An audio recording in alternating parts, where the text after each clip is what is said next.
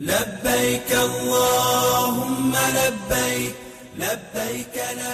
د شیطانانو د وشتلو ورځې 1588 پوښتنه: د شیطانانو وشتل په څو ورځو کې واجب دي؟